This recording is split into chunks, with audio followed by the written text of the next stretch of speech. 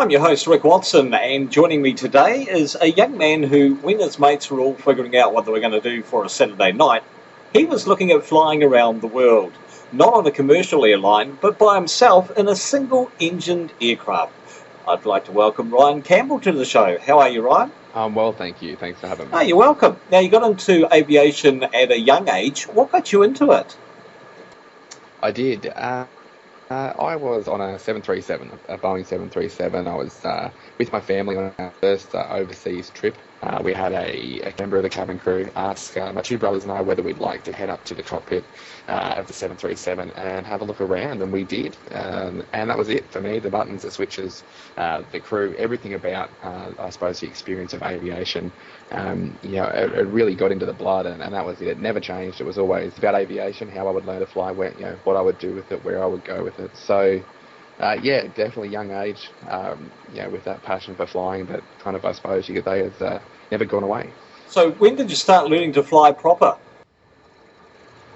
From about, as I said, 6 years old, we had that passion for flying, but one of the big things that I try and push is the ability for young people to get into aviation. And the reason that is the case is, although I knew I wanted to become a pilot, I knew I wanted to learn to fly. Common sense overcome the idea of learning to fly at a young age, and common sense said, well, you'll need the money, but at the same time, you should at least need a driver's license. Surely you have to know how to drive before you can fly an airplane.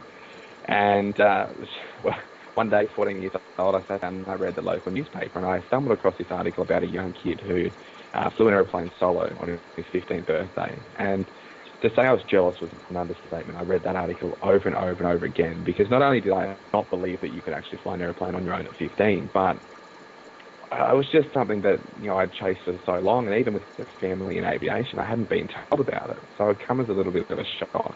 That said, that article changed my life at that point in time. I started to research the ins and outs of learning to fly. I, kind of took this attitude: if this kid could do it, why couldn't I?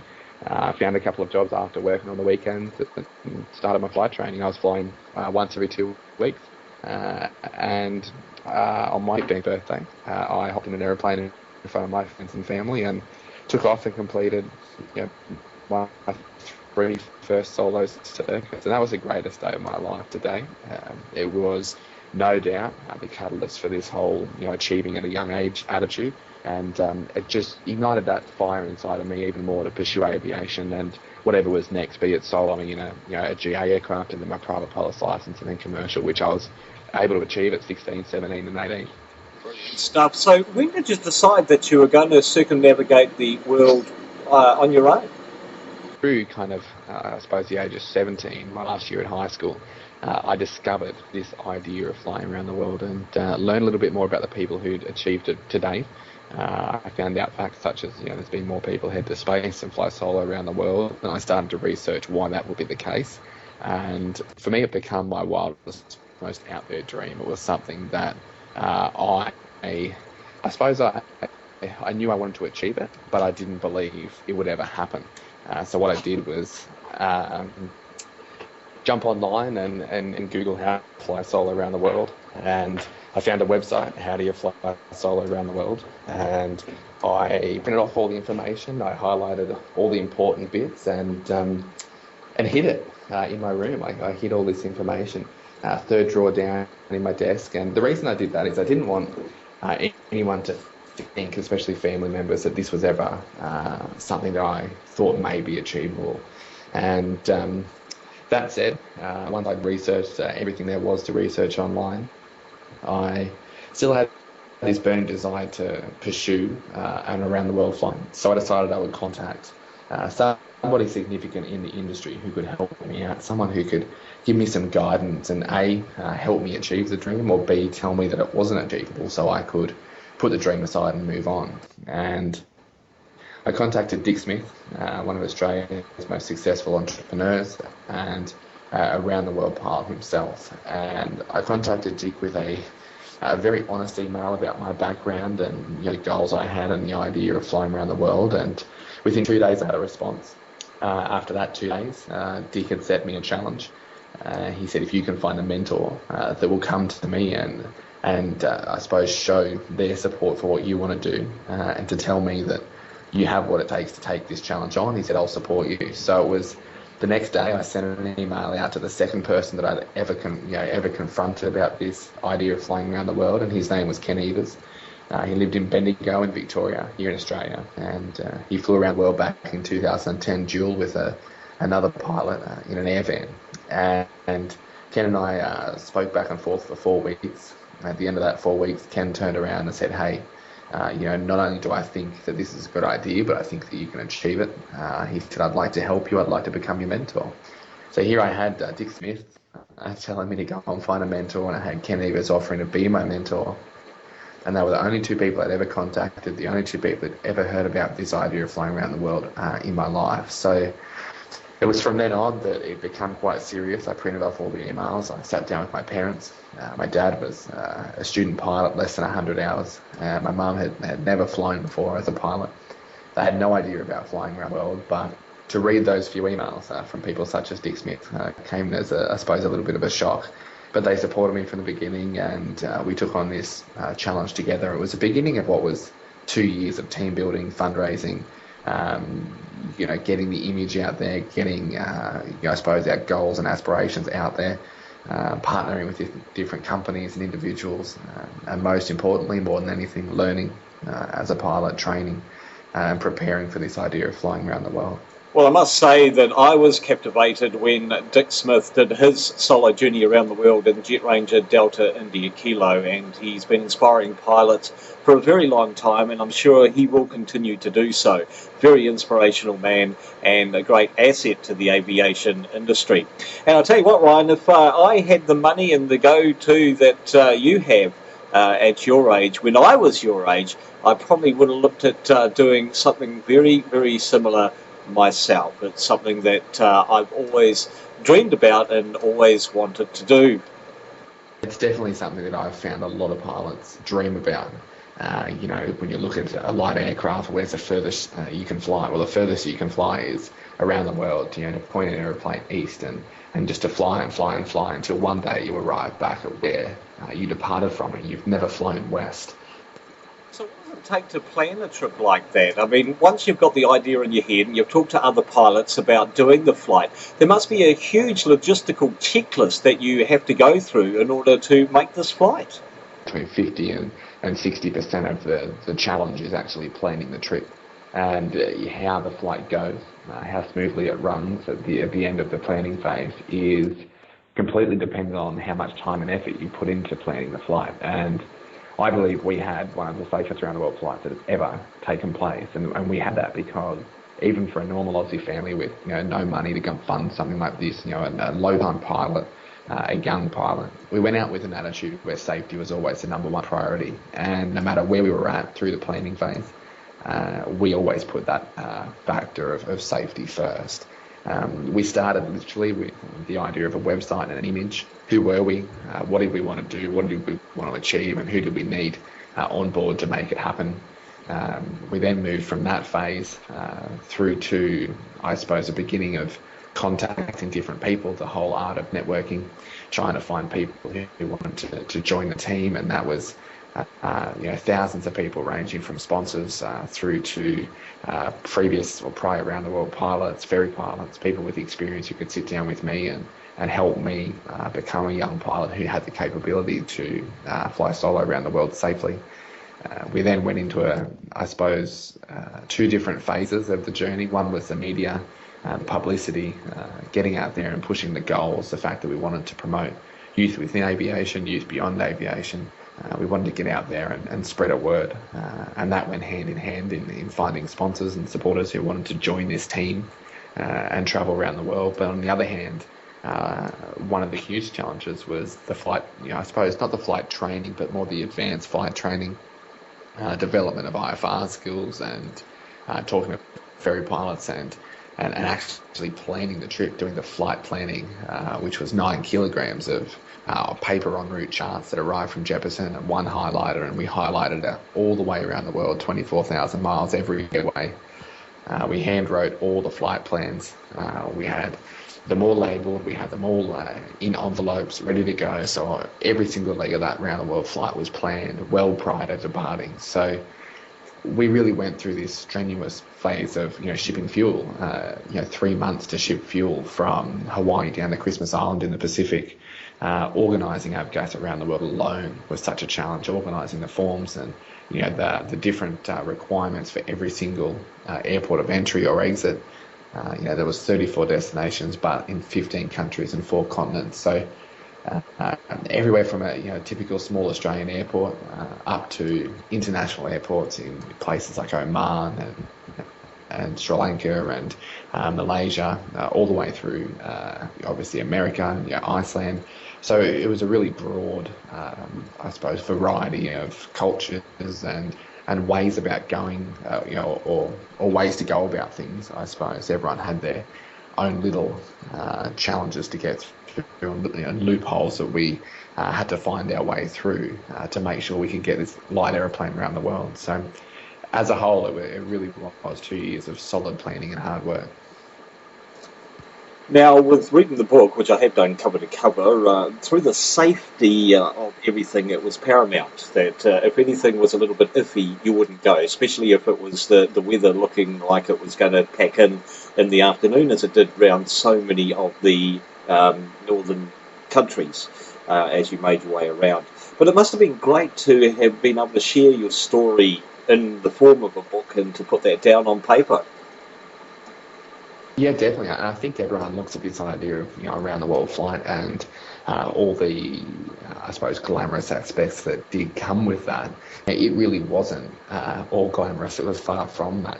It was the most stressful thing that I think I'll ever go through in my life. And to arrive back home in one piece was the greatest relief that I've ever felt. And to put the aeroplane away, it was a privately hired Cirrus, to take the stickers off and deliver that aeroplane back home. But then to find yourself just, what do you do? I really struggled when I arrived home.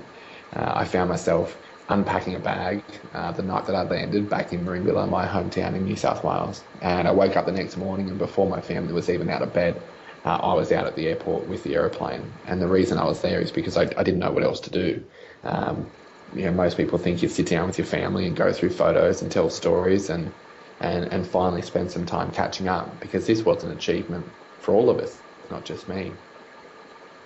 I think it was an achievement for the general aviation world, Ryan. Oh, no doubt, definitely. And I always use the word we. I very rarely use the word I. I even say that, we took off, we landed, we did this, we did that. And that, for me, signifies the team effort that this was. But the book for me was an opportunity to sit down and to try and put some order to the chaos and put my feelings of what I'd experienced, which was a very rare opportunity to experience something like this, into words and into a story that could be shared around the world, and it has been done. And I did write the book myself, so it is a very basic, simple read, but the response we've received has just been all positive. And to have everyone from my grandparents' family and even mum and dad learning and reading this book all the way through to the general public has been just fantastic, and probably one of the most, it was an achievement in itself, or a challenge in itself for me to write a book, but something that I really think was unbelievably worthwhile.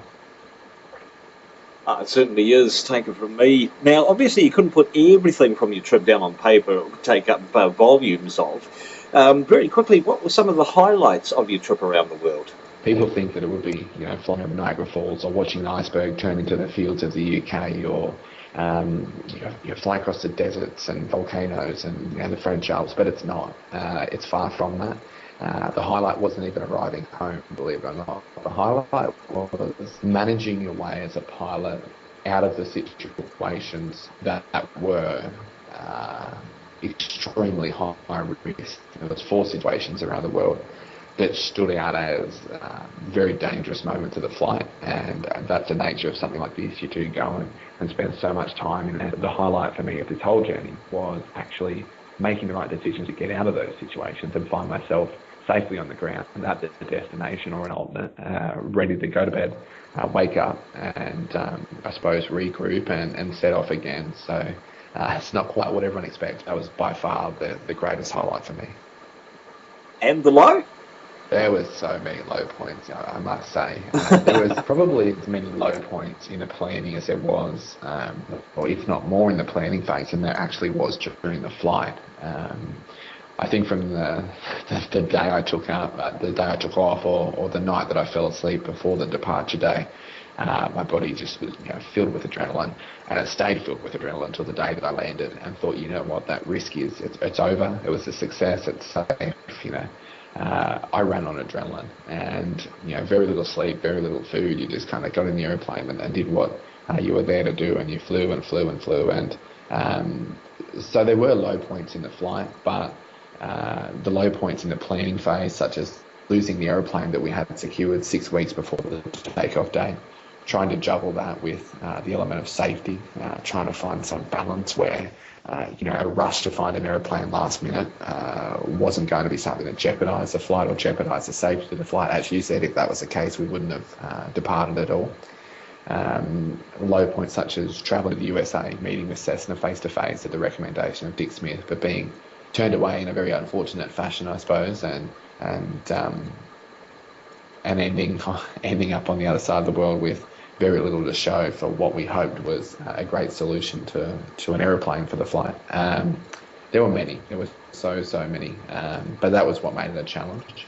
I always stuck by the quote that if it was easy, everyone would do it. And we now know why everyone doesn't do it. But exactly. I think this is what makes the journey, and it's what makes the challenge something that has, I suppose, inspired lots of different people. Now, talk about inspiring. Of course, it was all done for Teen World Flight to inspire teens and young people into flying at an early age.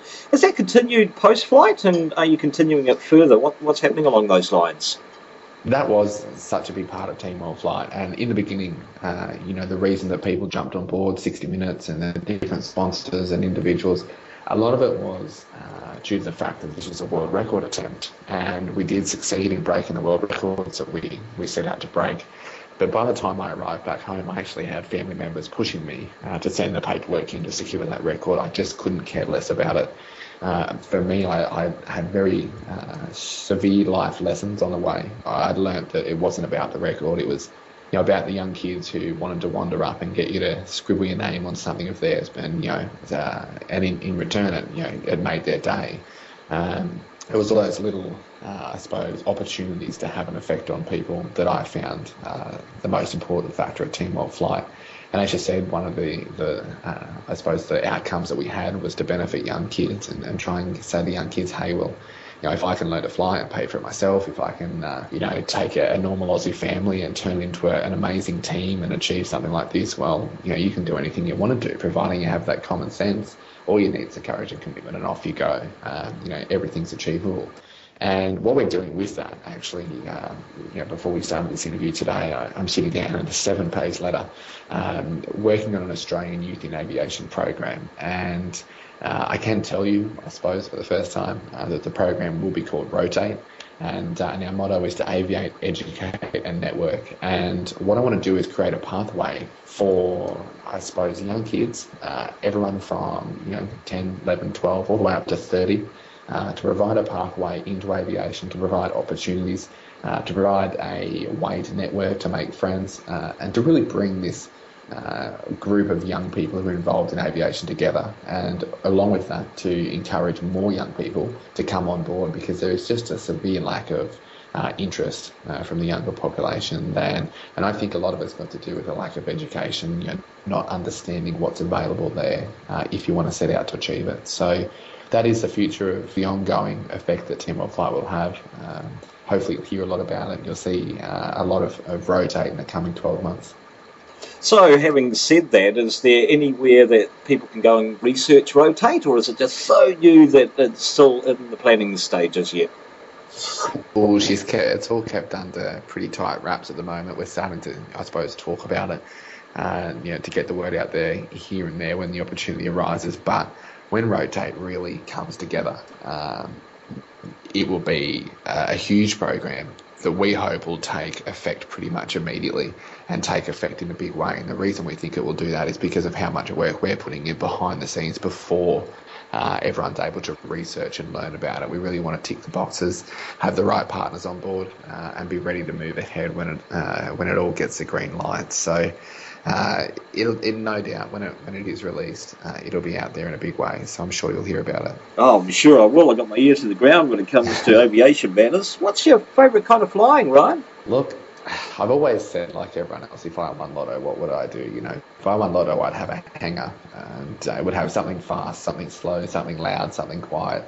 And I'd have something to go upside down, something to go up the B, something to go A to B. It would have a bit of everything. But look, I have a passion for warbirds. I have a passion for aerobatics, and that's something I hope to pursue in the future. It's very hard for young people to find a way into the warbird, I suppose, industry is very niche. And but anyway, that's the goal, is to one day, fly warbirds and keep that, I suppose, group of aircraft flying and doing what they do. And so that's a huge interest of mine. I own a small little Lance Air aircraft, a little 320, which is beautiful, and that takes up a lot of my time and a lot of my money, as I'm finding out. But I think all of aviation, all aspects of aviation, for me, is exciting. It's always something to do, something to learn, somewhere to go, and something to experience. And that's what we need to get out there. We need to spread that message to other young people. We certainly do. I'm all with you on that one. In fact, I take the opportunity to take them up or talk about it whenever possible. So I can really relate with you on that one, and I will be watching with interest over the next few months. Now, have you got any plans to head over this way, Ryan? Look, as when ideas are popping into my head, I must say. But look, last time I travelled to New Zealand was, I was quite young, probably about 10. We did the North Island, we did a couple of weeks around and did the typical tourist, peek-a-book around the place. And I must say, we are looking at a little fly into Lord Howe, so we are on our way. But one thing I will do one day is cross the Tasman and fly myself across to New Zealand. I think that'll be a little bit of fun. We're just going to find the right aeroplane to do it in. Well, make sure that if you do get over this way, you give me a yell and we'll go for a fly and have a little bit of fun around the area. Perfect. Sounds great. And you must get over to Warbirds over Wanaka as well, which is the big Warbirds air show that's put on biannually. It alternates between Warbirds over Wairarapa and Warbirds over Wanaka. So huge amount of warbird action in New Zealand for you to have a look at and enjoy. Well, and it's been a huge interest for me, as I was saying. And when you really look at it, other than the USA, New Zealand seems to really flourish in the warbird area. So definitely I would love to make my way over there, and especially the warbirds over Wanaka for sure. So I'll pencil it in the calendar. Well, Ryan, thanks once again for joining me today. I know you've got a huge schedule and you're actually at work talking to me today for the interview. We'll leave it there, and thanks so much, and we'll catch you again later. Sounds fantastic. Great to chat.